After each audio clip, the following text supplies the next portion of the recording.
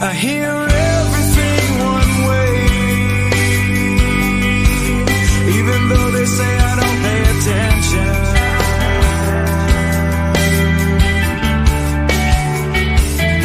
I do everything the same as the way I did it last time.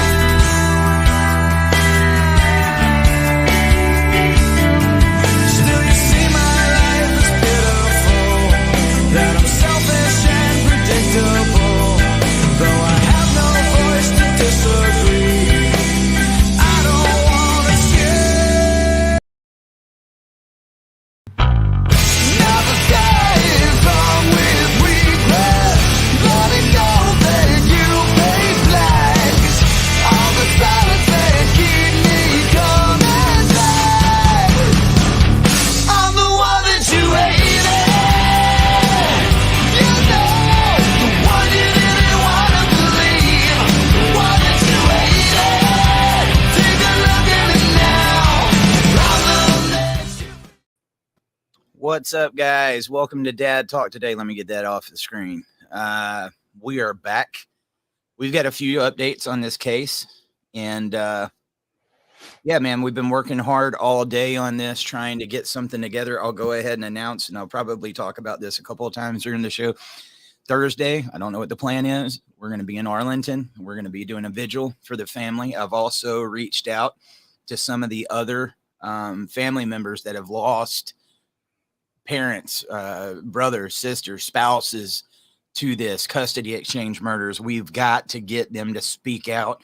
And so what I would ask you guys, if you are in the Texas area or you're somewhere where you can make it, do it. This is one of those times that we need to be locking arms and showing these communities like we're here. We're going to speak up and we're going to make sure that this gets covered. According to the updates, Dwayne, we saw it in a few different news articles. Dallas on the Yeah. news. It did make the Fox News at 5:30. They did confirm some of the things that we had. And again, this is all allegedly. I mean, Yep. again, as more information comes out, we'll learn more. But Eric, take it away. I mean, that's hard. Yeah, man. So guys, if you're watching, like, share, subscribe, help us get this one out there. We are live. Even though it's 8:00, we will be listening to your voicemails as well. I got the voicemails blown up when we started talking about the dangers at custody exchanges and these guys feeling threatened. So we're going to try to get through every single one of those. According to this update, a little bit different than what we presented earlier. And that's why we said allegedly this is a developing case. And this usually happens. I'm still finding out details on John Mass case, man. Yeah. That was 2 years ago. So I'm sure that the story will change many times, but we do know, confirm, he got killed. Mom is in custody. So is the boyfriend. From what we're told, he was dropping off the kid. Mom arrived. Boyfriend got out of the car, got in a fight with Tyrone. And while he was in a fight with the boyfriend, she pulled out a gun and shot him a couple times. So the cops did.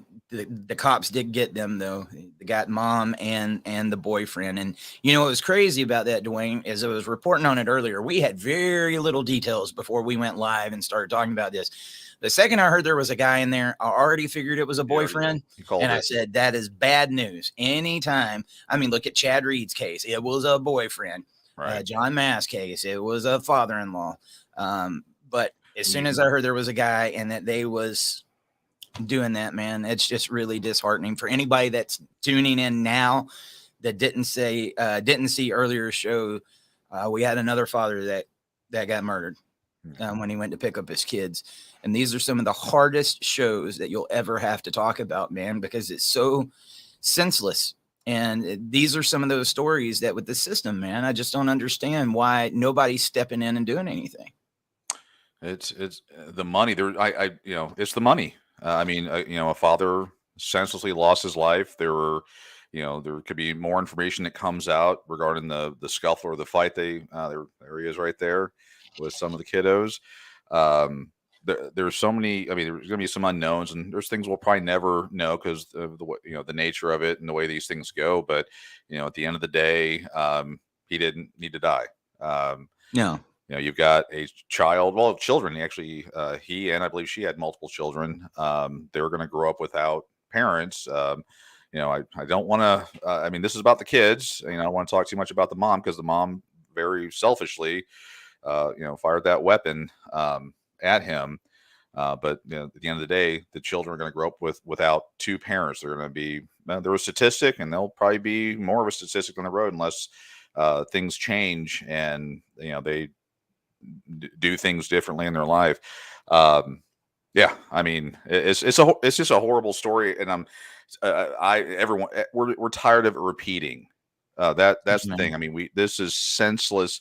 You got 2 days between a dash. Make the most out of it. And this guy's end date, it's too short. It was 30 years old. Yeah, 30 years old. Yeah, I mean, dude. I mean, we got a comment right here from Matthew Dotson. He said, I think we can all agree that these cases all go back to the court's dereliction in making enforceable orders. I'm with you, dude. I mean, in this particular case, I think this could have been avoided. And I guarantee you, obviously there was a fight that broke out. The boyfriend showed up. There are all these different scenarios. There was conflict before yesterday. Oh, okay? Yeah. And unfortunately, he was having to return this child to a woman that had this in her heart. If they have been through court or they have been through this process, the court should have recognized a long time ago, maybe dad was the better parent.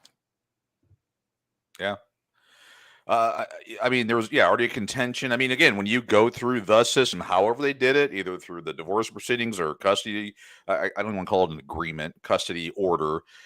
There's already going to be contention. It looks like both had moved on, and she brought She brought her boyfriend there, which increases conflict. I mean, that's the things that you've been talking about. Who knows how long?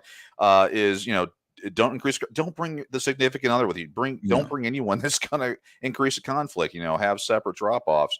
And unfortunately, this young man paid for all of that with the ultimate sacrifice, his life. I mean, the problem with that though is, Dwayne, like if you think that there is going to be a conflict with a spouse, a new spouse, or a boyfriend or a girlfriend, let's be honest. If you report that to the cops or you report that to the courts, are they really going to do anything about it? Nope. No. They're going to tell you that you need to get along. Yeah. Oh yeah. Yeah. Because that works. Oh yeah. That works. That's just that easy. Right. And I mean, the sad thing is, man, like, it feels like these guys have no options. I have a comment here from Mr. Cody Lee. He said, what proper legal steps can a father do to plan to prevent this if they are also worried something can happen to the kid or the mother due to her losing it? You should have many things that you could do, Cody. And I don't want to sugarcoat it for you. Some of you guys are really going to have to listen to your heart. Mm-hmm. What are we going to do? Tell you to go to a public place? This happened at a public place. What are we going to do? Tell you to go to a police station? This happened at a police station. I would check out some of these supervised visitation centers or something, and you shouldn't have to pay for it because you're probably already paying for child support, alimony, or what have you now. But maybe say, hey, is there a way that I can set this up where I can pick up and drop off my child without having to come in contact with my ex because I am in fear for my life? And the sad thing is, many of these guys have probably told the courts this. John Mass did. And it's in the court record. Listen. It was in the court record multiple times from the documents I've read. It had been said verbally. Everybody knew that very real threat was there, and everyone ignored it. And that was the outcome. Yeah, this guy, I almost want to call him a kid, 30 years old. I mean, I'm 50, so, almost everyone's a kid to me. But this young man, 30 years old, you probably said, look, there's something going on. She had a gun on her and, shot him. I mean, there was conflict there, and he probably expressed it to the courts or whoever he was able to talk to. And they said, and this is what happens. And this happens all the time. And as you pointed out, it can happen at police. It does. It's not. It can't. It does happen at police stations. It does happen at grocery stores, at people's houses, at schools, in parking lots, gas stations. I mean, you do a quick Google search. There is no safe place. There's things you can do to mitigate it as best you can. But until this, Kids for Cash program that's out there, until that changes and real change occurs, this is going to continue and get worse. I mean, I don't know if it's because we've been looking at it over the last few months and getting data on it, but it really appears that the problem, I don't want to call it an issue, the problem is getting worse. It is getting worse. And, yeah, we are seeing more of it, Dwayne, because we are working in this space and we're trying to raise the awareness and sound the alarm. Hey, these guys are getting killed. These guys are getting killed. But at the same time, it's crazy, like trying to get some statistics on this issue. They're not out there. It seems like these cases get covered. I got a video that I posted on Dad Talk earlier. I think I made this a little over a year ago. It's called Dangers at Custody Exchanges, because I wanted to show the problem, how big of a problem that was. And dude, it took me days to find it. I mean, I finally found them because I know how big of a problem it is. There's even one case out there in California where a father got shot, had a 7-year-old son that saw it. He got shot in the neck. And the 7-year-old rushed over by a boyfriend, got shot by a boyfriend. Oh. The 7-year-old rushes over to the dad and puts his hand and is trying to stop the blood from coming out. And the father died with the boy having his hand on him. I mean, you guys think about that. Did any of you hear about that on the news? I bet you didn't. No. I bet you didn't. Why wouldn't? That's sensational. But they ain't going to put that on there. One, because it was a dad. And that's why we're so fired up right now with Tyrone. And you know what? I am proud of you guys. I said, if you felt like you were threatened at the custody exchanges or you didn't feel right, go in and meet mom, to call in and let the world know what it is. And you did. And so we got several voicemails to go through. And if you left a voicemail today, we're going to play it. I've got them all plugged in. There was a good bit of them. It's going to take a good bit. So we're going to start rolling with it. But if you are watching this right now, do me a favor. Again, like, share, subscribe. Thursday, we don't have much time. It is Tuesday night now. Thursday night, we are planning on doing something in Texas. In Texas, if my butt can come from Georgia, you can come from right down the road. Yeah. We need you there. And anybody that can travel and show the support. If you are just completely out of state and you can't get there, we're going to live stream it. I'm going to live stream it here and the John Mass Foundation. I talked to the Mass family earlier this morning, and it was definitely a trigger. Oh, yeah. And for anybody that didn't hear it earlier, I was like, you guys, we are trying our best to find out some way to address this. It's a very hard situation because we don't have any blueprint on how to get involved with this. I mean, we're all figuring it out ourselves. The only thing we know is to make the awareness out on it and to keep sounding the alarm. But I said, let me ask you a question. I was like, just for this family right now, when we get to talk to them, I said, what is the one thing that you wish you would have had when John got killed that would have helped you? Because I'm trying to find out, what can we do? And they said, Eric, honestly, it was you guys getting on there and doing that show. Because up until that point, because of John's fight, we felt like we were fighting this alone and that nobody was listening to us.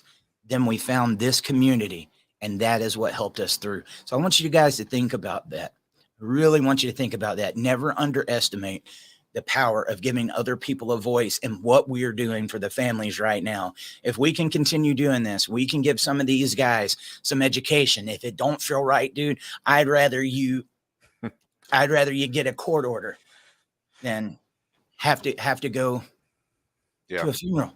I mean, Second Amendment, listen to it. It's there to protect you. I hate to have to suggest that, man, but guys, it's there. You'd rather have it and not need it than need it and not have it. Judged by 12. Yeah, judged by 12 or carried by 6. That's what they say in my circles. Yeah. Guys, keep the voicemails coming through 762-441-0281. I'm sure we will be talking about this story as it develops on throughout the rest of the week. Here's our first caller. Hey, Eric. So I got to be honest with you. I'm almost certain this one's going to make the show just because of the location. So you're asking about if a parent's ever felt threatened at a custody exchange. So I live in Idaho, and all of my custody exchanges when I'm giving my child back to his mother when she is the receiving parent, they happen at the exact grocery store that John Mast was murdered. And we go to do a custody exchange one evening, and she tells me that her father is going to be doing the pickup instead of her. I see him probably 2-3 times a year at a custody exchange, but he's been severely lied to over the years about me. And on this particular drop-off, I'm parked kind of in a different spot, right where there's like a ribbon for John Mast. And I'm waiting for my child's mom's dad to pick up our son. And my son, this is the first time he ever says this, he tells me, Dad, I'm nervous. And I'm like, about what? And he goes, I don't know. I'm just nervous right now. And yeah, not really much more to say than that, but it was terrifying. I'm in the exact location where John Mast was killed. I'm looking at the ribbon on this pole by a mailbox for John Mast. My son's telling me he's nervous. And I just remember thinking, like, I don't know what to do. Do I go inside the grocery store and text my kid's mom, hey, we're going to do this drop-off right by the bananas? But I put my son on my lap because I was like, if something's going to go down, nothing's going to go down with my kid right on my lap. And then, man, it was scary. Got my son out of the car and had him, walking with me towards his grandpa. And I was just thinking, man, like, I just, once my son got near him, I was just watching very closely. But yeah, I don't really feel like somebody that's threatened at custody exchanges. I'm never comfortable just due to false allegations, so I always have my cell phone on, either recording my child's mother or recording me so she can't say that I was making gestures. So that's the thing that always makes me nervous is just, a false allegation. So I always record things. But yeah, man, having your child say that he's nervous at a custody exchange with his grandpa that has been lied to about you right at the location where John Mast was murdered, it was absolutely terrifying. Anyways, hey, Eric. So And it cut off, man.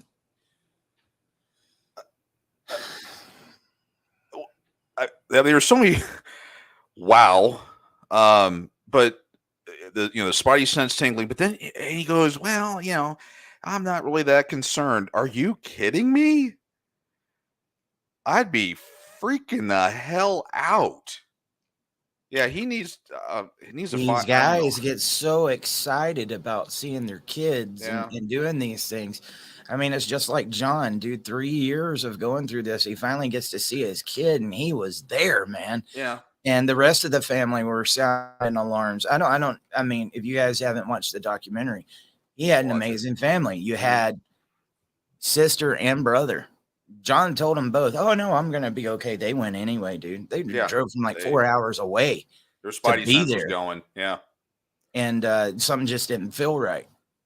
But again, here is a public place. And if you are getting those feelings, they're there for a reason. So here, this comment kind of goes with that. Christ Chasen on YouTube said, do we as men have to continue taking chances with these exchanges, or is walking away from seeing the child safer but painful to do? Dude, that's the question, honestly, that is running through my head. Do we tell them to go if they feel like this could happen? Because then you get the narrative and you get even hounded more inside of the courts. But if these guys don't feel safe and nobody's going to do anything about it, if you feel, I'm going to go out on a limb. We're not attorneys. Nothing here is legal advice. But if you feel for certain something like this is going to happen to you, do not go. Yeah. Document it, call the police, call your attorney, and say, this is why I'm not going. But yes, if you think that if I go, that's going to break out, do not go. And if they say why, show them this show. Yeah. I guess that's about all I can tell you. Yeah. Google for 5 seconds and show whoever has a problem with it the list of parents that have been murdered at custody exchanges, and your spidey sense was going nuts at that point. It's yeah. I mean, I know, because on one hand, you want to see your kid, but I mean, just the turmoil and this level of anxiety that you're having to deal with just to see your kid with this screwed up court system. It's ridiculous. I mean, you shouldn't be dying to see your kid, literally, and you shouldn't have to live in fear of your life just to see your child. I mean, the fact that we're having this conversation it just shows how crazy everything is at this point. But for the person that commented, if you feel scared, if your spidey sense is going off, don't do it. Document it, record it, and say, look, there's some weird stuff. Get something filed, and then try to get a custody exchange center scenario worked out. Or, I mean, this can backfire, and I'm definitely not an attorney, but have somebody else pick your child up or drop them off. So hopefully that will diffuse the situation. I mean, my ex hates my guts and wants me dead, but not my sister or my brother or whatever. Insist with your attorney that custody exchanges happen at school. That was mine. Yeah, I drop them off in the morning. Yeah. I'll pick them up from school so I don't have to come in contact with mom. Ask it. That's a pretty reasonable ask. Yeah, that works. Just tell them I don't feel safe, right?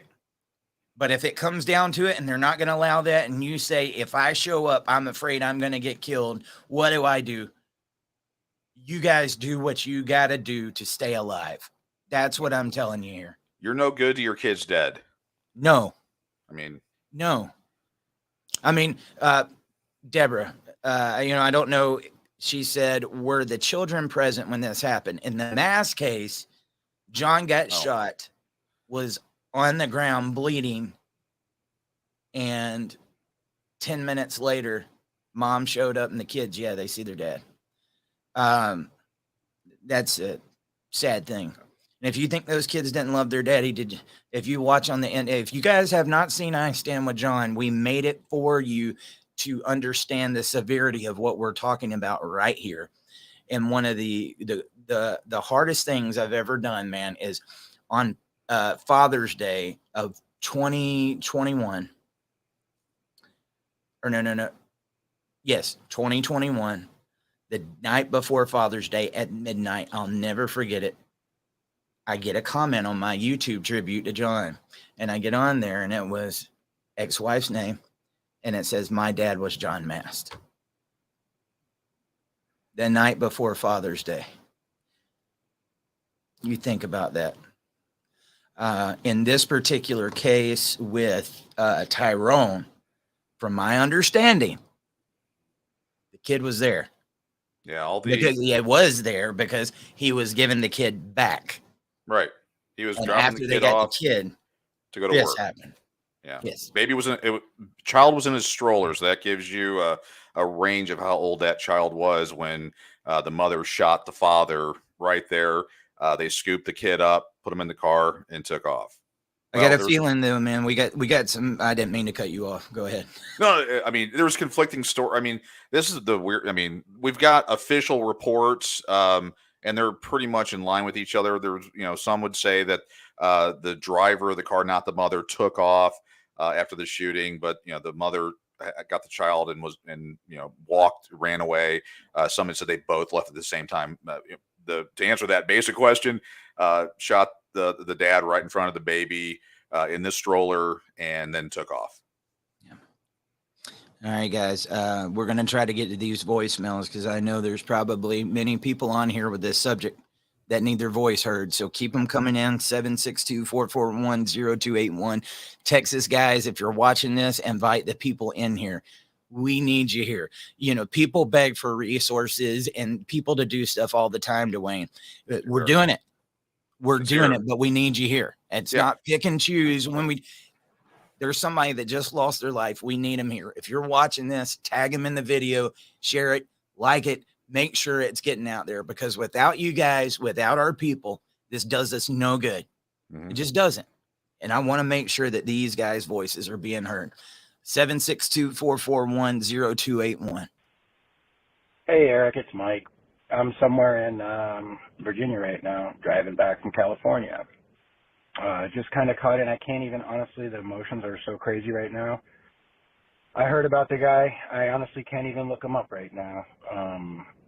But the story, you know, people, we write in and we say we fear that. I 100% fear that. You've seen me fighting for almost 4 years now. I am 100% very vocal, and I just sat through an 8-month trial for felony stalking based on speaking on the internet. I beat it. I destroyed it.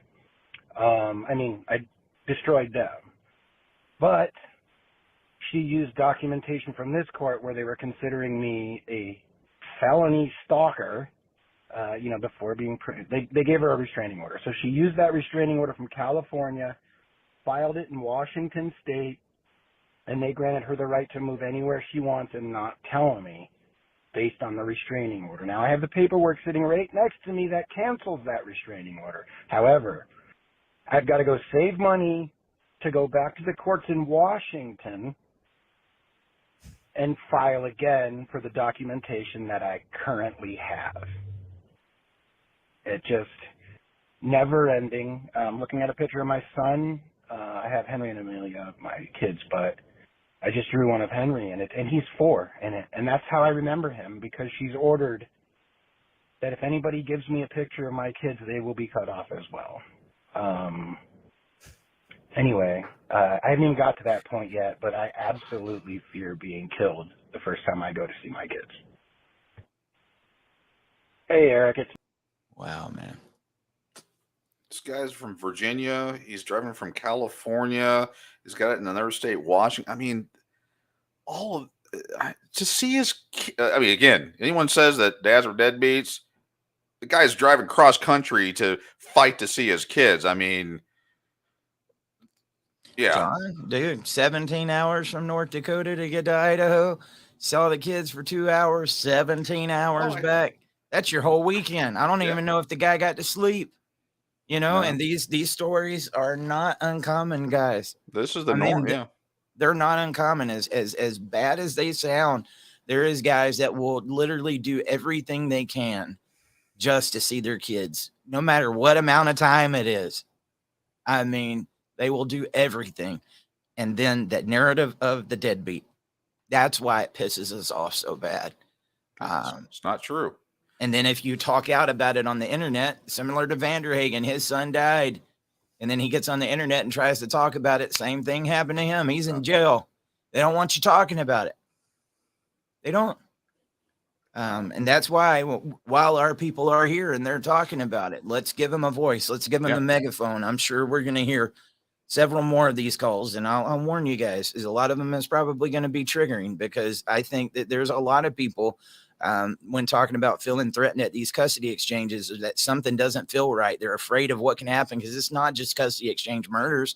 That's a lot of times where the allegations take place, right? There's so many different reasons for these exchange centers to exist, why we need it.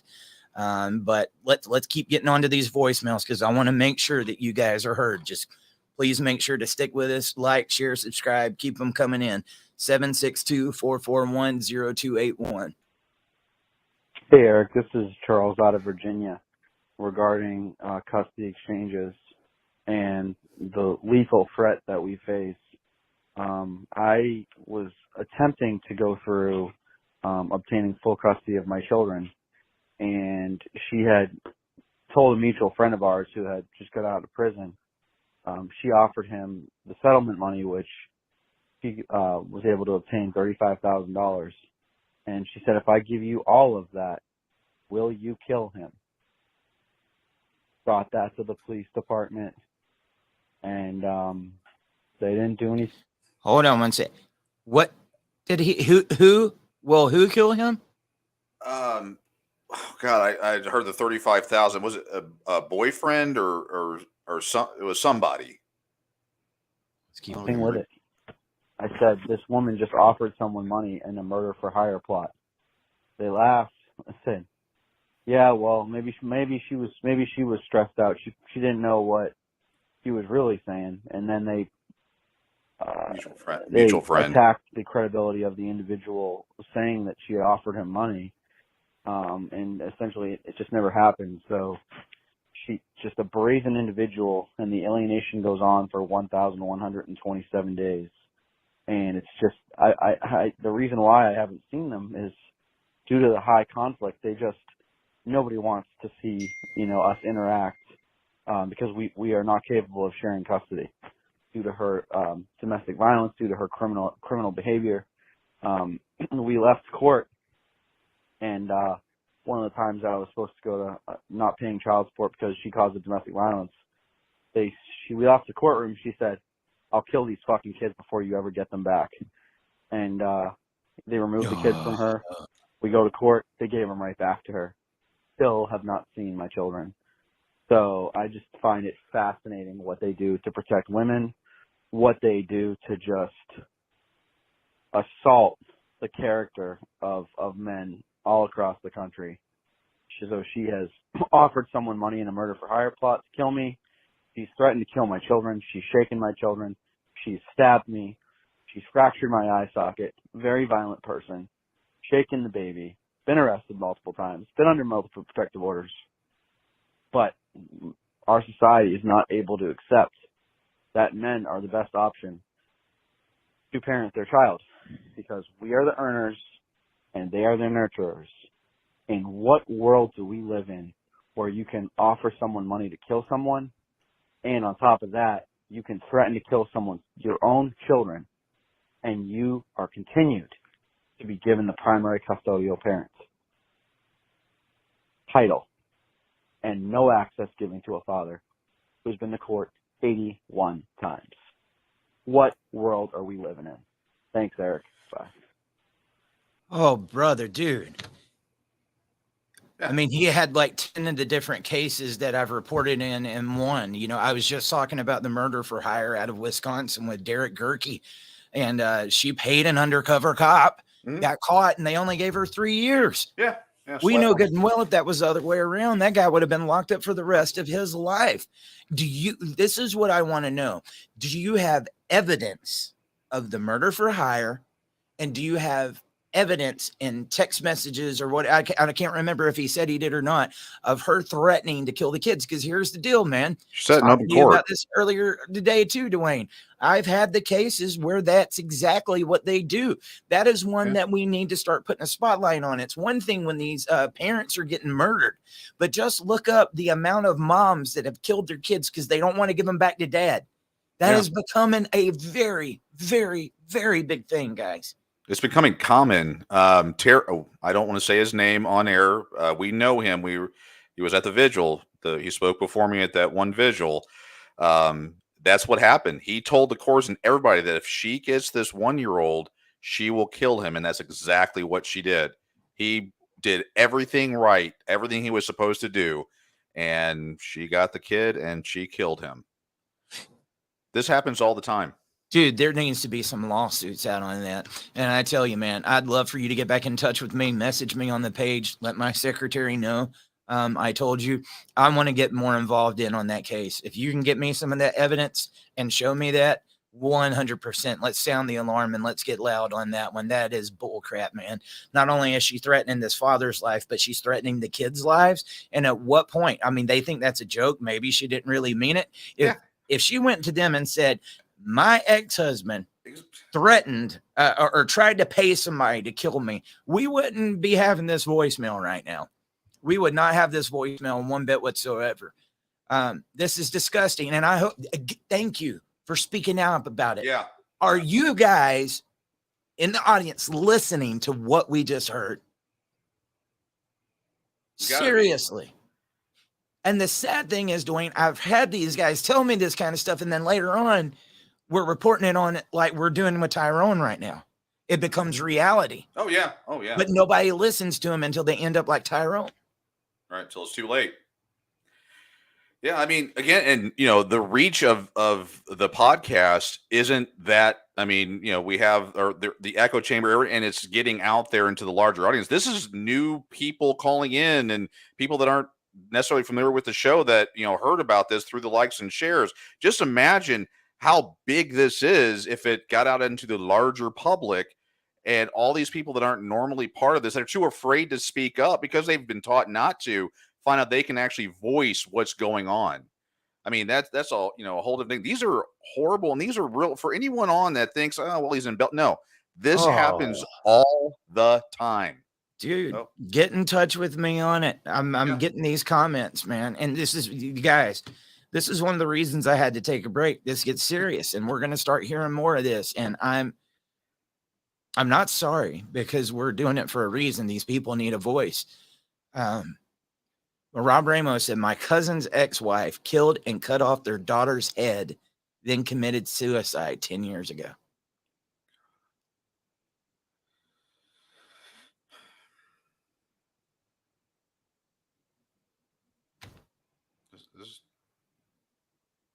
We've got to stop this. I mean, we have 10 years ago. Yeah. We're talking about 10 days ago, and we're still hearing stories like that.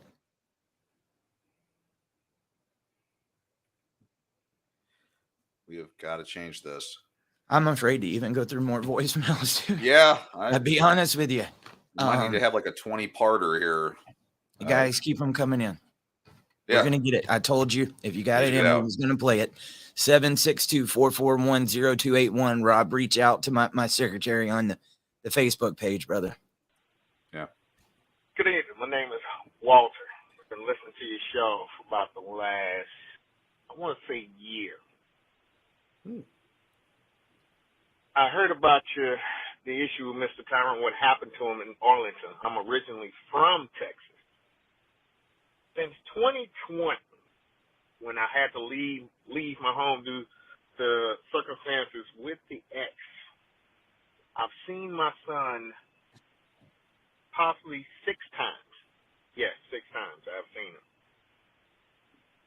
Each time is only an hour because I had to have an ad litem in each case. One time I didn't have the ad litem, and that was the time where the mom was filming me and didn't help me get my son out the car. But once he was there, we had 4 hours. And after we broke the shell, how he was feeling about some issues, we actually had a great time. My issue is fighting to try to just see him for 1 hour. And there's so much hatred with the mom toward me that sometimes I fear my life is going to be taken because I do not even talk to her. She does not call me. I'm not even sure. I know what school to go to, but I'm not sure where they live. And the thing is, do you continue fighting?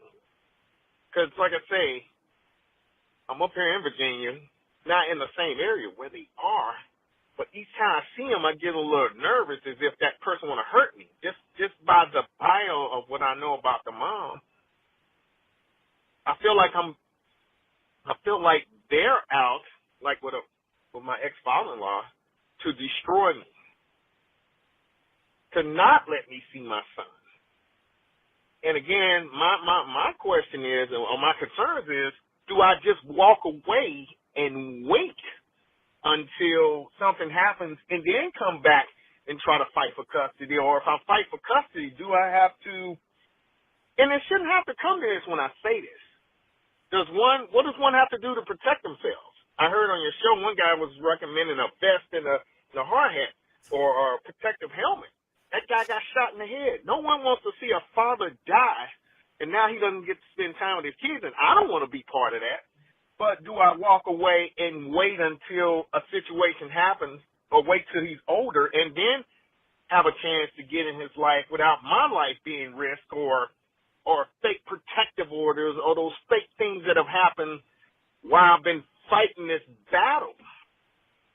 Now I have an upcoming date dealing with the child.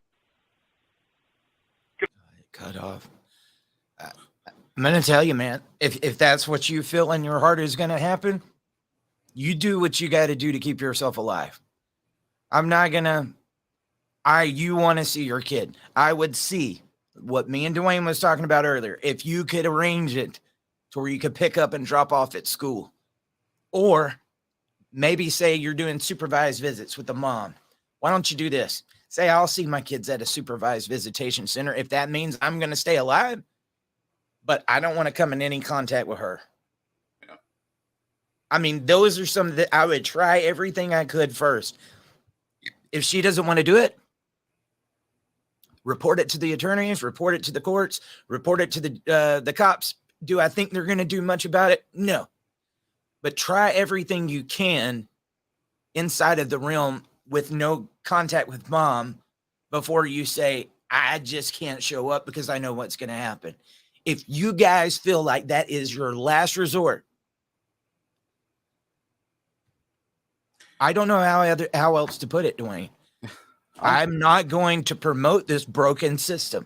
Yeah. I'm not going to do it. This system is broken. If the system was operating the way it should be, I would say, hell no. Yeah. You're going to get in there and you're going to fight. You're going to fight because that means you're just not trying. But these are guys that are trying. Hard. That's the difference. These are guys that are trying hard, but the system is not allowing them. And if he's going through that situation right now, he could have a next just like Tyrone does. And we're going to tell him to show up. No, I'm not. No, I'm not. If it keeps you alive, man, you do what you got to do, but try those. Limit the contact. See if you can supervise visitation. I know that sucks too, man, because you got to have money, right? Maybe a church. If you go to a church in the area or something like that, man, could you please let my kid go to church or sit with the pastor, ask the pastor, can you help me? I don't have the money to do this, but let me tell you what's going on. Try everything you can first. I'm just sitting here going, I'm 50 years old. I've seen some crap in my life. And like this subject matter is just, I mean. You know why I was going crazy. Yeah. I was literally, guys, a few months ago, I'm on antidepressants. I was going nuts. Because I would love to tell you that it gets better. Yeah. We tell people to take that red pill. This comes with that red pill, right? You might see something you don't want to see, but it's something that the world needs to see. It is reality. This is reality based. These are real stories that you're hearing right here, man. And dude, we haven't even got through 5 yet. I think, what was that, 4? And I think last caller talking about it. But thank you guys. Oh, yeah. Thank you guys. Keep speaking up. As long as you speak up, we're going to show up. Yeah. Okay. That's what I'm telling you. Keep speaking up. You just put this story out there. Let your family know. Those voicemails, they're on Dad Talk. That's what John Mass did. And guess what? They came to me as soon as this happened. Have that backup. I've already said it. It was on this show. There's that recording. And if later on they say, hey, why didn't you show up? Listen to my recording on Dad Talk. I was saying something and you didn't freaking listen. This can be one of your weapons right here. Yeah. Is your voice. Making sure that you're heard, and these shows last forever. As long as we don't get censored. You need to, I mean, everyone needs to call in, share their story. This is going to change. I mean, before tonight, how many people here had no clue this was happening, or it was a one-off situation? This is happening all the time, and we need to pull back that that Twinkie-filled cupcake and look at what reality is. That's the only way it's going to change is we tell the story. Now I get in the comments. He said the courts need to make mandatory psychological evaluations for parents. No. And see, that's one of those. I mean, I know what you're saying. Like, they need to be evaluated. Dude, some of them are worse than the attorneys. They will get unneeded psychological evaluations. You want your ex to get one? I know some of those psychological evaluations cost up to $20,000. And then they'll say you need 3 of them. And then you're going to pay for her 3. And they just keep ordering them. And if it doesn't come out how they want it, the judge will say, I'm not going to pay attention to it. The courts and the government needs to stay out of our lives. Yeah. They didn't create that life. They don't need to raise that life. That's our jobs. We're the parents. Yeah. We'll come to you when we're in a situation that we just can't get beyond. But if they would make equality, I have to think the majority of these stories would not be happening. Yeah. If we didn't have all this conflict and all that, we wouldn't have 80, 90% of what we've got today. We didn't have custody murders 30, 40, 50 years ago. Because the system has changed and has gotten so ruthless, this is why we're at where we're at today. We have got to change it. Got to change the narrative. When you do, guys, keep speaking up. Keep speaking up. Keep showing up. Thursday, we're going to be there. We're going to do this vigil. From what I hear, I think Chad Reed's wife is going to be there. I've talked to the mass. We're going to see if they can be there. And we're going to bring people that's already been through this process that are still grieving because they haven't gotten any justice with this family that hasn't been able to. And our community can show up and we can serve our purpose. We might not be able to get legislation passed next year, but if we can show up and let people know you have support, that's what this whole thing is about. It's not just about making a talk show. We've got to be able to show our community support. And I love you guys, man. And I hope we never have to hear of any more of these, but I am afraid, Dwayne. We're going to have more. It's going to be more. Christmas time is coming. Christmas hasn't even got here, guys. Yeah. 762-441-0281. We're going to get to our next call. Hey, Eric here. Hey, John Nichols here from Michigan. How you doing, buddy? Hey, just want to share one thing. It didn't come down to being afraid I was going to get shot, but about 10 years ago, I had my actually climb into the back seat of my car, custody or a parenting time exchange, and thank I had CPL and in the glove box. Probably the only thing that was a deterrent for me trying to respond to her for her immature actions.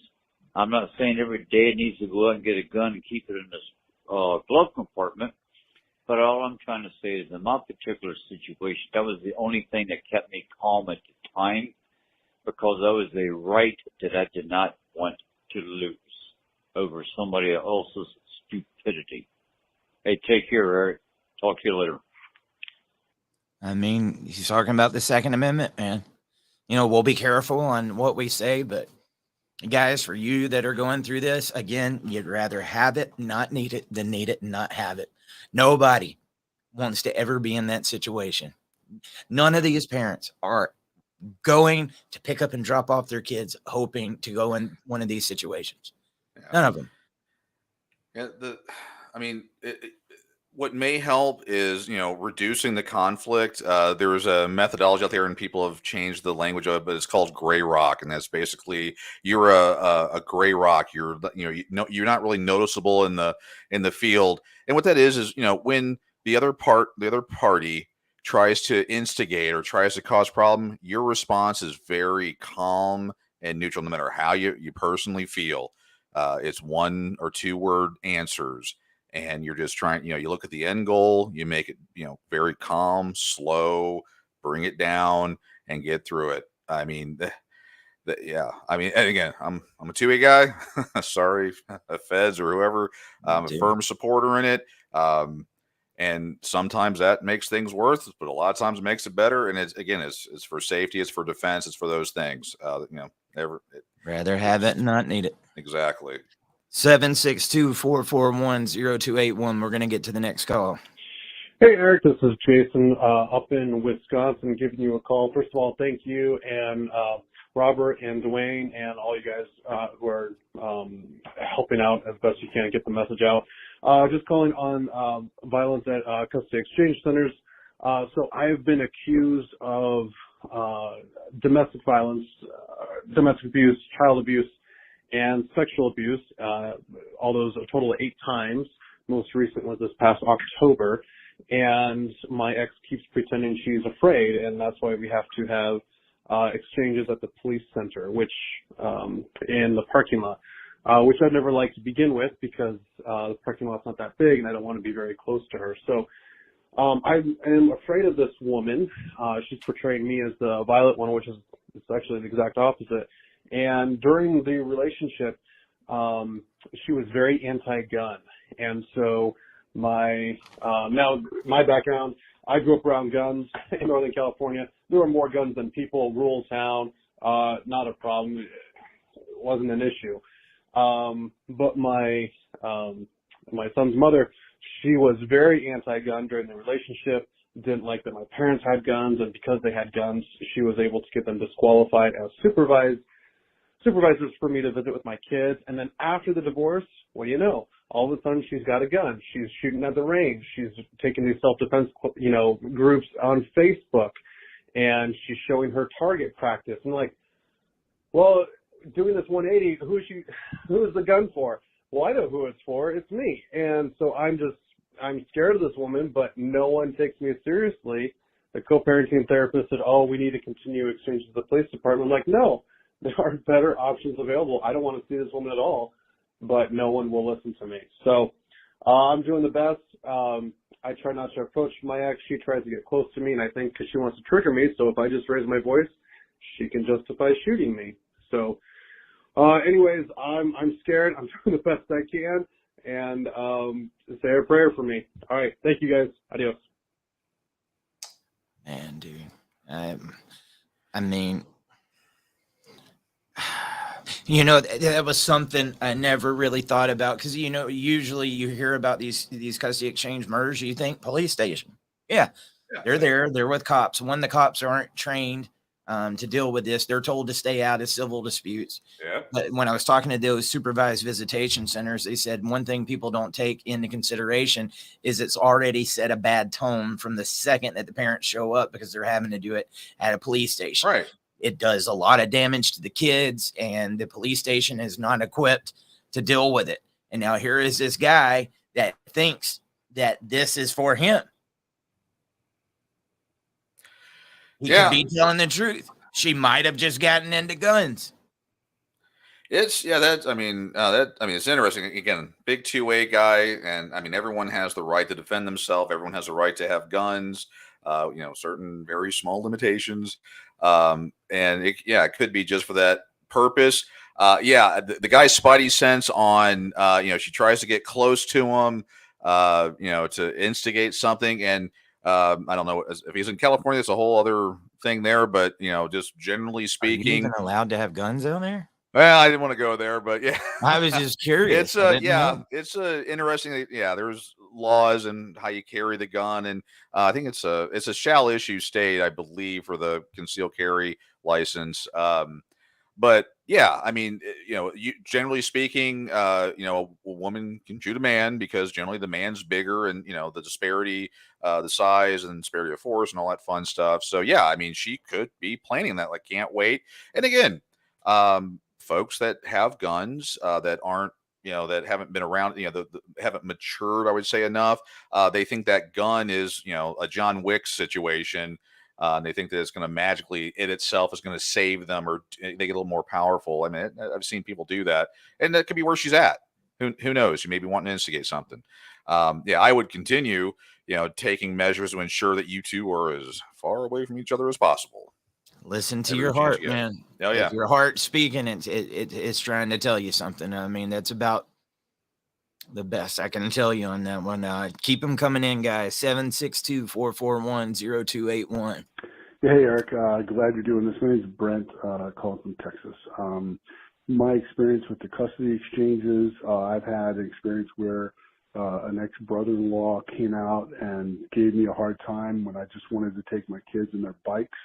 I said, hey, man, he was at my ex's house, my old marital residence, babysitting.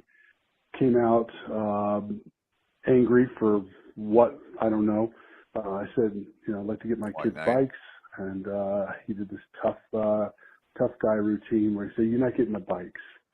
And finally, I had to text my ex while he was there, and he was very aggressive about it. And in front of the kids, broadcasting to the kids again that dad's dangerous. I've had where I picked up my kids and my ex told the kids that the water was going to poison my apartment, that the cleaning supplies that I used was going to make kids sick, and they were screaming and crying, did not want to go with me that weekend. I, of course, invested in a very good body camera early on and have everything on tape.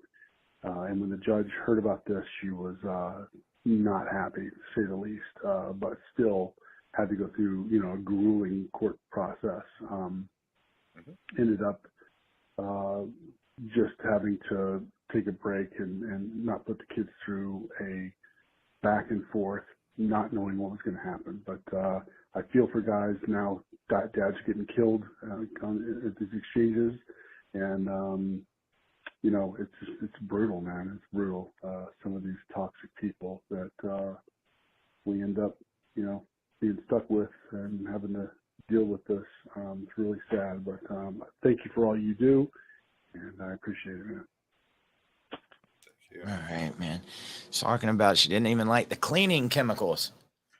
That one just kind of reminded me. He's like, yeah, it sounds like that type. I ain't gonna lie to you. She didn't like the Febreze. She didn't like the Fabuloso. I love Fabuloso. It smells amazing. I got stories on that one. Kind of two things though. Body cam. Get one.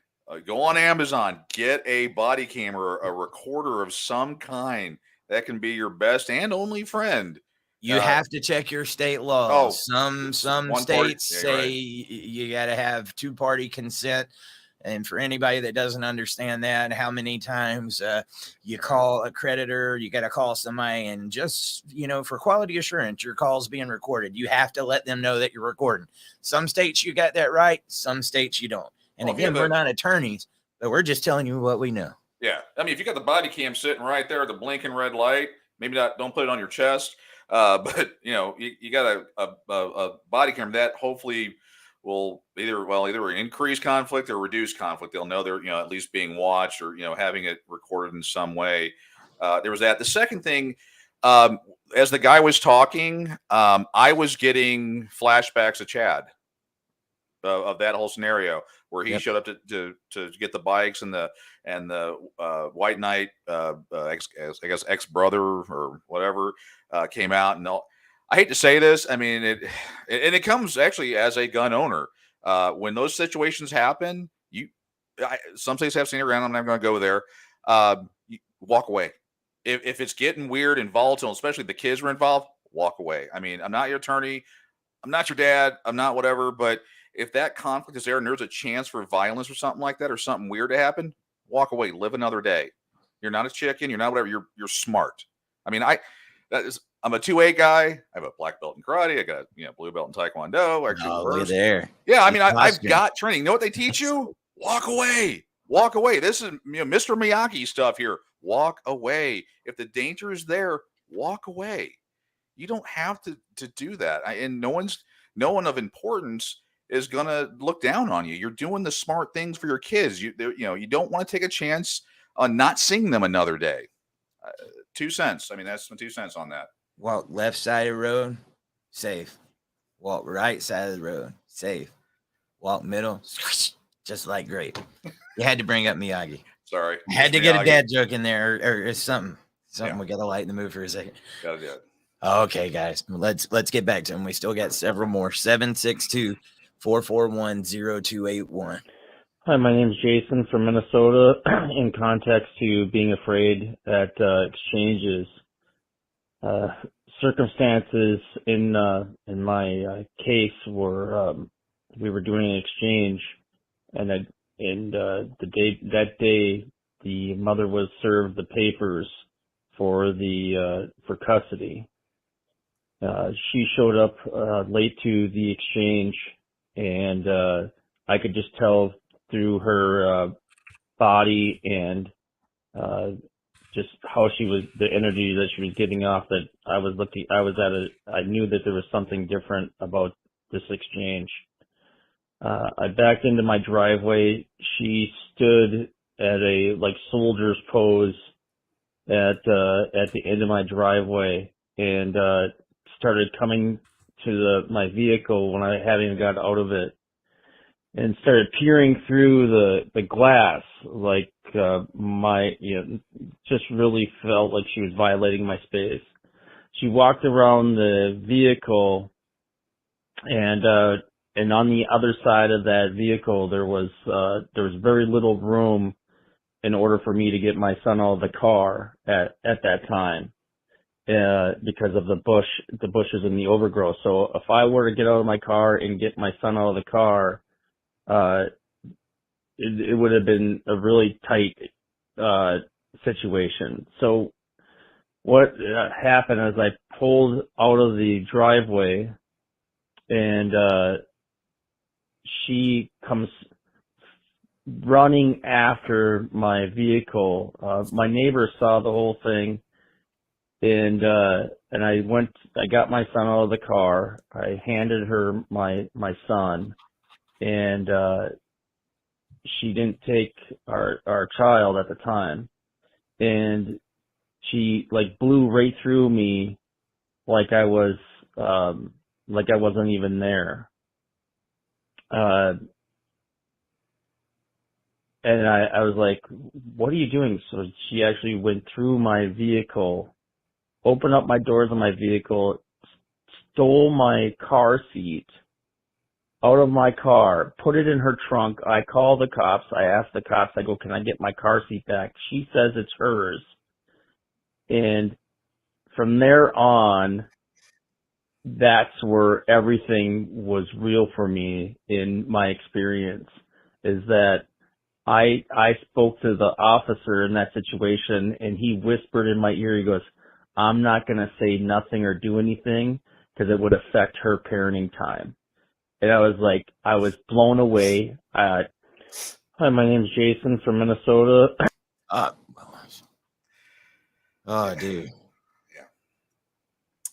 Yeah. I mean, the police officer, what they said, that at least here in Texas, and that's all over the country. I was being trying to be smart about that, but that's the way it is all the time. They don't want to interrupt, usually just one person's parenting time. It is what it is. As far as the rest of, getting into your car, stealing the car seat, you're not gonna like the answer. It sucks, but she probably didn't have a car seat, and she just took yours. It's one of those at the end of the day. And again, not right. It sucks. You calling the cops. Yeah. It's one of those, lose the battle, win the war. And none of these are great answers that are, you're going to feel like you're walking away. It's just, sometimes you just got to be the bigger person. You're dealing with a child. And I shouldn't say a child because you already have one child. You're dealing with an adult child that is trying. I mean, these people try. That's why the conflict, they want to, they think they, can do whatever and there are times where it just sometimes makes sense just to be like, all right, there you go. Hopefully you recorded it, document it. I mean, there's so many things, and you just have to let certain things go because they're trying to get a rise out of you. She did that, again, not in her head, thank God, but she probably did that to get a rise and see what you would do in case you did something stupid. Then, she'd get the kid full time or whatever. They're instigating, they're trying to do this. And you've got to, again, chess, not checkers. You got to figure out ways to work around that. And sometimes it's biting your lip, sucking it up, and, well, she got the car seat. Well, she's got one. Go get another one. Not a great answer, I know, but that is what you got to do. It's where you're at. I got you, man. Guys, I tell you what, we was going to try to get to as many of these as we can. We barely made a dent. But keep them coming in. Keep them coming in, yes, because I will get some more. I say we barely made a dent. We got through half. Oh, okay. We got through half. So if you didn't hear yours tonight, we'll definitely make sure to get it in the morning, and we might even do a longer show in the morning. So make sure to keep these coming in. 762-441-0281. Again, that's 762-441-0281. Thursday, we'll be there in Texas. I hope you guys will join. For those of you that can't be in Texas, we will be live streaming not only here, but make sure you go to the John Mass Foundation Facebook page. That foundation was set up for situations just like this, false allegations and custody exchange murders. These are some of the most dangerous stories. I mean, because look, they end in the ultimate sacrifice, man. We're losing our guys. We're losing our guys, man. I don't know what else to tell you. Stop the killing. I mean, listen to the stories that we heard just tonight on these voicemails, man. From hitman, parents threatening to kill the kids. It's crazy, man. Yeah, you're in a different reality. You're again, chestnut checkers. You're going to have to, and it sucks. God, it sucks.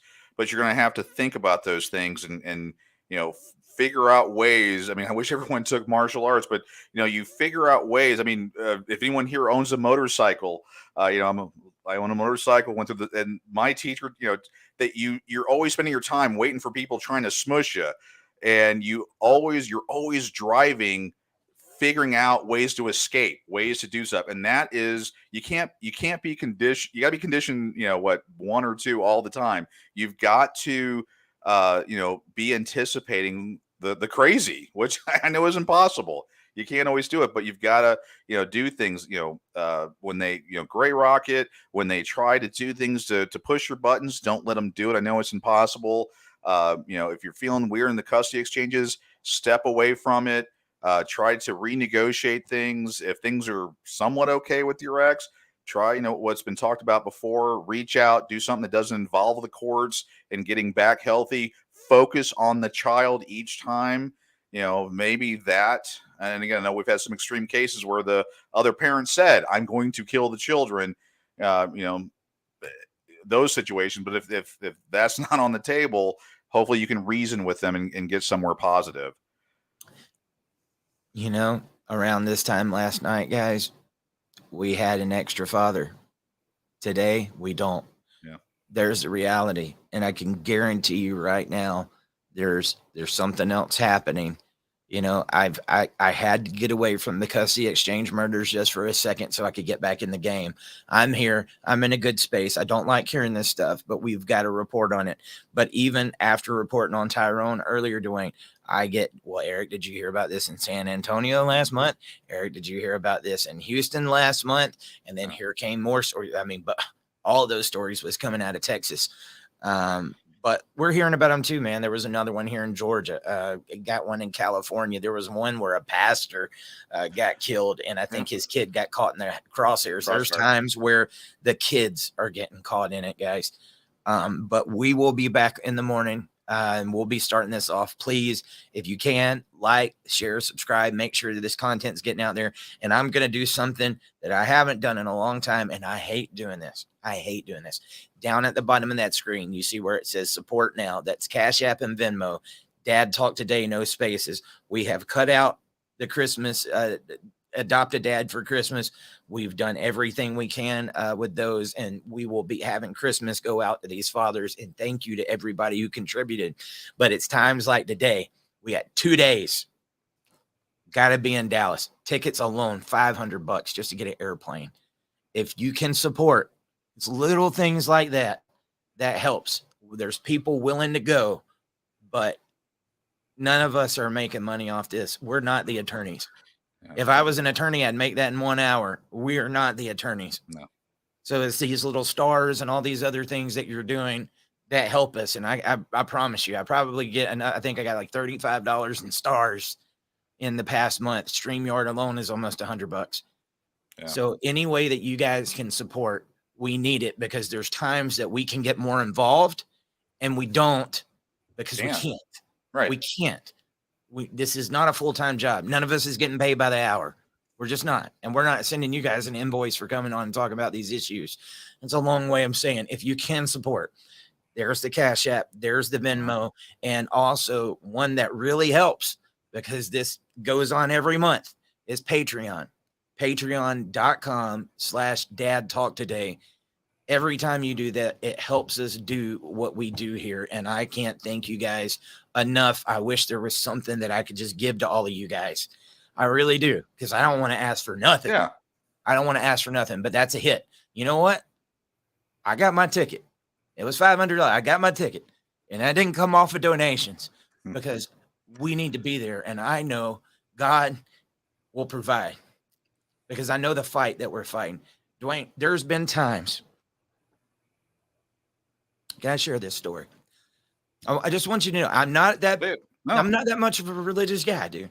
I'm not, and even though I'm a pastor's son, so I'm not preaching here, guys, but I want to share you something, because there's things that we've done here at Dad Talk that sometimes blows my mind.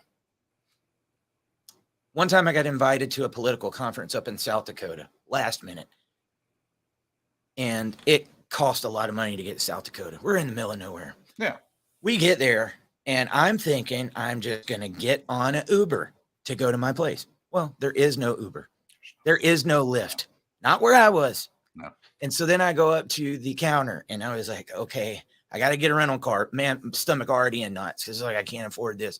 But I go up and I go to get this rental car, and they was like, okay, I need it for 4 days. And they was like, okay, it's $250 a day. It's $1,000. And my mouth almost How dropped. much? $1,000 for 4 days For a car? car? For a rental car. Oh Because my in God. this Okay, city, they sorry. didn't have much going on, right? Yeah. And so at this point in time, like, Supply and dude, demand. I went outside. I was steaming mad. I was like, man, I'll find some way to get there. Dude, you ain't walking nowhere out there. No. Not as hot as it was and how far away it was. No. And so I was like, man, I think I'm going to have to get the rental car. Come back. There was 2 left. So I almost lost my chance altogether. I had to pay that $1,000. And I'm telling you, that whole time I was at that political conference, all I could think of was, I'm not prepared to take this hit. I'm not prepared to take this hit. And I could barely do the advocacy work. Last day, Yeah. a gentleman comes up, asks me what's going on, hears about John Mass' story, sees the work that we're doing, and he went and looked us up. And he was like, what's your name? I said, Eric Carroll. He said, okay. He said, I'll be back to talk to you, Eric. And he leaves. I kid you not. I got it saved over here. He comes back a little bit later on and says, hey, I wanted to give you something. And he put a check in my hand, and I looked down. Guess how much that check was for? How much? $1,000. Oh, dude, I've got more stories like that. And it's just times when that happens. It's like, if you go, you show up, we are fighting a fight right here, man. We are David versus Goliath. That $1,000 means nothing in the Valor world, but it meant the world to me. Meant the world And to me you, yeah. thinking I was going to have to cover it. Dude, it's eating my stomach out. And it's those times, guys. I'm telling you, when you're out there and you're busting your butt, you're like, why am I doing this? You know, Yeah. I know what I'm doing it for, Right. but why? Right. Why? Because like everybody's got to live, but I know it will provide. And so that's why I ask you, you know, if you can help, that'd be great. And so, and I'd appreciate it. And I'm just going to leave it there. But I am going to be asking on the show. And I can tell you, if you go and look at Dad Talk last year, 43 states we went to, man, that was plane flights, that was hotels, that was food, that was gas, that was rental cars. We do what we say we're going to do, and you see it. So anyway, I love you guys. I just wanted to share that. If there's somebody there and they're like, I don't know how I'm going to do this. Sometimes you just got to go up on a leap of faith, man. Well, leap of faith.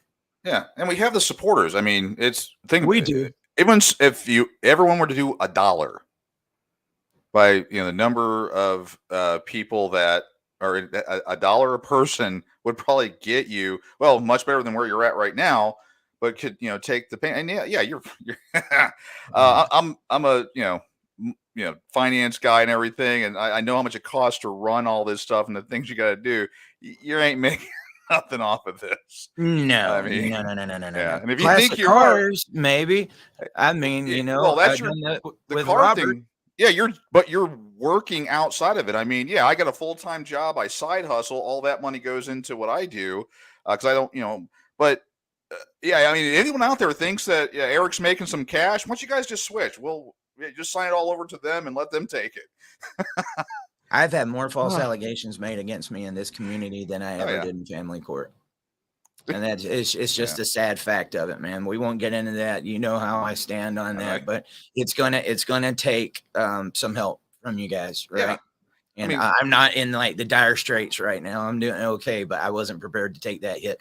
But we're gonna be there. Nobody told us to be there. We're gonna be there. well, Because I don't again, want to. there's a leap of faith. I'm gonna take the horn, but you helped out personally with Christmas with some of the fathers. I'd probably get in trouble for even mentioning it because I know we try to keep that stuff.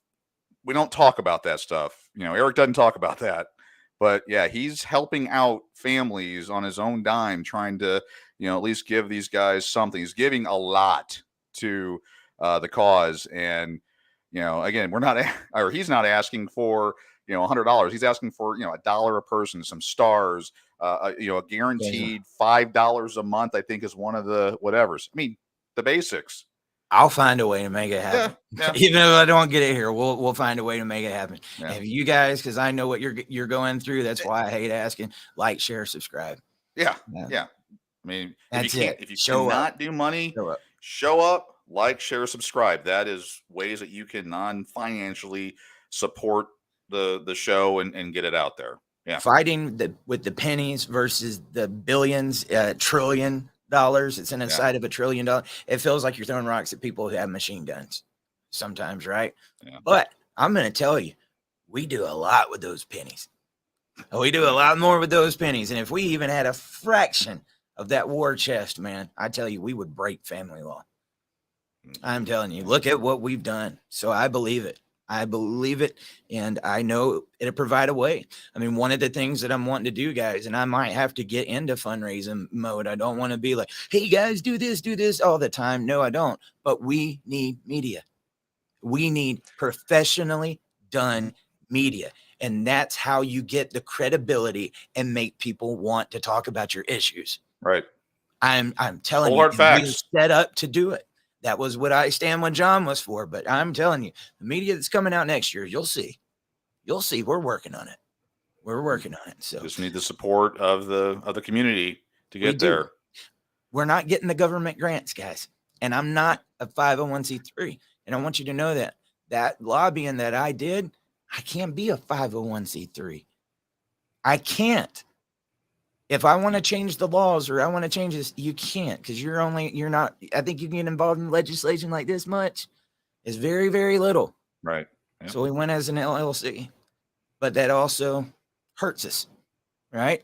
Because it's so much easier when people can get tax write-offs and stuff like that. So I'm leaning on the community. Like I said, I don't normally do that. So if you can help, that would be great. Be very much appreciated. And I promise you, whatever you send is going to go into that trip. I'll show it to you. We'll be there. You want a receipt? I'm not child support. I'll show you my plane ticket. I ain't lying to you. You want to see it? I'll show it to you. Send me a message. All right. With that said, Dwayne, we going to do this again in the morning? Tomorrow morning, 9 a.m. Central, 10 Eastern, 8 Mountain, 7 Pacific. Hey. How are you keeping up with these podcasts? They wearing you out? God, I'm 50. I'm getting old. It's the thing today. I mean, it's so important to do that. I mean, I'm actually on vacation from work today, but I think I worked a 12-hour shift. I mean, when it's felt like it 8 something. Now, but yeah, it's I'm loving doing it, but I'll tell you right now, these gray hairs, they're earned. I'm feeling my age. 8079. They was asking for the last 4. 8079 in case you need that. All right. Yeah, man. Well, I told you, I think I slept wrong the other night. I think I slept like with my arm under, and I woke up the next day like, oh yeah, I couldn't turn my neck or anything. Oh, damn, this getting old stuff, man. It's better than the alternative, but it gets much worse. So now would be there's donations already coming in. Thank you guys. Thanks, guys. Pamela Holt just sent $100. Thank you. Oh my God. Thank you. Wow. Yes. Thank you. That's a quarter of it. Wow. Almost already. So thanks, guys. Thank you guys. But yeah, so we was talking about in future episodes, guys, we need to get some of the other dads in here. So there's some of these conversations that we're wanting to get into. You was talking about Fletch earlier today, prostate exams, Yep. breast cancer, all these different issues that there is a little bit of a stigma for men, but we need to be encouraging our guys, right? Yeah. Oh yeah. I had to go help my my father-in-law today. He had a colonoscopy. That's a date.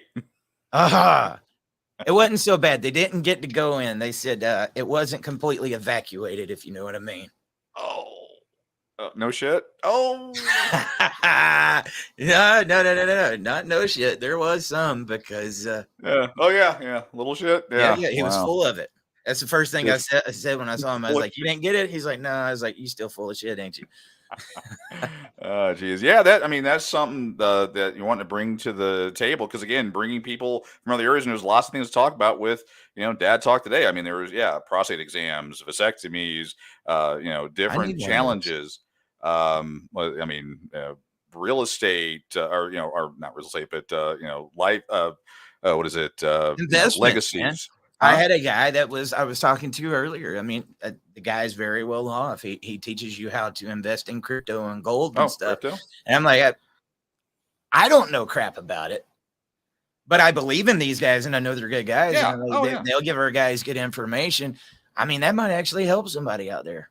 Yeah. Testosterone treatment. I mean, as we get older, those things, come in. There's a lot of stuff out there that can be talked about and, used to help out the guys and the girls. I mean, it's testosterone. It benefits everybody. But it's on a future episode. On a future So episode. look at yes. all you've got to look forward to. And I promise you, we'll make it funny. I'll have to get like one of the fart ones on that. All right, guys. We'll see you 10 o'clock in the morning. See y'all.